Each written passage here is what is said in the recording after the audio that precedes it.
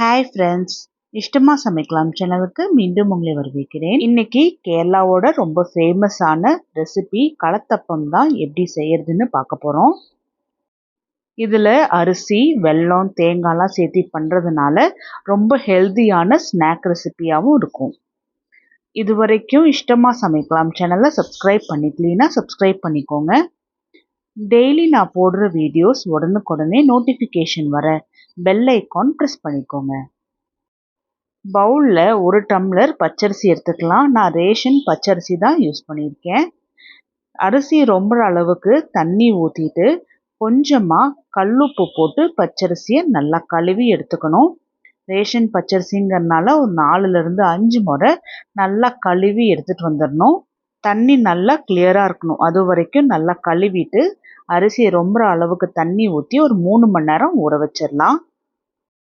பேனில் அதே டம்ளரில் 1 டம்ளருக்கு பொடிச்ச வெல்லம், 3/4 டம்ளர் தண்ணி ஊற்றி வெல்லத்தை தண்ணியில் நல்லா கரைச்சி எடுத்துக்கணும்.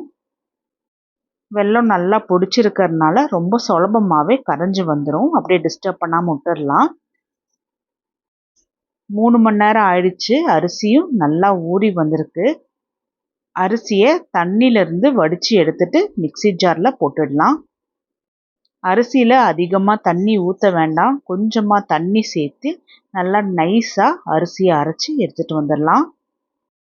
வெல்லமும் தண்ணியில் நல்லா கரைஞ்சி வந்திருக்கு. ஃப்ளேமை ஆஃப் பண்ணிடலாம். வெல்லம் பாகு சூடு ஆறக்கூடாது. அரிசியுமே நல்லா அரைச்சி எடுத்துகிட்டு வந்தாச்சு. இதை வேற ஒரு பவுலில் மாற்றி வச்சுருவோம். நான் நிறைய தண்ணி ஊற்றலை பாருங்கள், கொஞ்சம் கெட்டியாக தான் இருக்குது. இந்த கன்சிஸ்டன்சி தான் கரெக்டாக இருக்கும். சூடு ஆறக்கூடாது. நல்ல சூடாக இருக்கும் போதே வெல்லம் பாகை இது போல் அரிசி மாவில் வடித்து சேர்த்திடணும். வெல்லம் பாகோட சூட்லேயே பார்த்தோம்னா இந்த அரிசி நல்லாவே வெந்து வந்திருக்கும். அப்போ தான் களத்தப்பம் நல்லா தேன்கூடு போல் லேயர் லேயராக கிடைக்கும். இதில் 4 டேபிள் ஸ்பூன் துருவின தேங்காய் போட்டுக்கலாம். ஸ்வீட்டை கொஞ்சம் என்ஹான்ஸ் பண்ணி தரத்துக்காக 1 பிஞ்ச் உப்பு, வாசனைக்காக 1/4 டீஸ்பூன் ஏலக்காய் தூளும் போட்டு நல்லா கரைச்சி விட்டுடலாம். ரொம்ப தண்ணியாக இருக்கக்கூடாது. அதுவுமே நீங்கள் ரொம்ப கேர்ஃபுல்லாக பார்த்துக்கணும். சப்போஸ் ரொம்ப தண்ணியாக இருந்தது அப்படின்னா கொஞ்சமாக பச்சரிசி மாவை சேர்த்திக்கோங்க. மாவை நல்லா கரைச்சி விட்டாச்சு. கடைசியாக 1 பிஞ்ச் சோடா போட்டு நல்லா கலந்து விட்டுடலாம். இன்ஸ்டண்ட்டாக நம்ம செய்கிறதுனால சோடா சேர்த்தினோம் அப்படின்னா தான் களத்தப்பம் நல்லா புஷ்ஷுன்னு வரும். ஆப்பக்கடாய் எடுத்து வச்சுருக்கேன். இதில் பாதி டேபிள் ஸ்பூன் நெய் ஊற்றிட்டு நெய் உருகின உடனே 2 துண்டு தேங்காவை சின்ன சின்னதாக இது போல் கட் பண்ணி வச்சுருக்கேன். மிதமான சூட்லேயே தேங்காய் நல்ல ஒரு கோல்டன் ப்ரௌன் கலருக்கு வறுத்து வரணும். நல்லா இது போல் வறுப்பட்ட உடனே தேங்காவை மட்டும் வடித்து எடுத்து வேற ஒரு பிளேட்டில் மாற்றி எடுத்து வச்சிடலாம். நெய் கடாயிலேயே இருக்கட்டும். இதே நெய்யில் கரைச்சி வச்சுருந்த களத்தப்பம் மாவை 1/2 குழிக்கரண்டி அளவுக்கு ஊற்றிடலாம். மிதமான சூட்டில் வச்சே தான் களத்தப்பம் வேக வச்சு எடுக்கணும். மூடி வச்சுருங்க. மிதமான சூட்லேயே நல்லா வெந்து வரட்டும். நடுப்பகுதி மட்டும் கொஞ்சமாக வேகாத டைமில் இது போல் வறுத்து வச்சுருந்த தேங்காவை மேலே தூவி விட்டுடலாம்.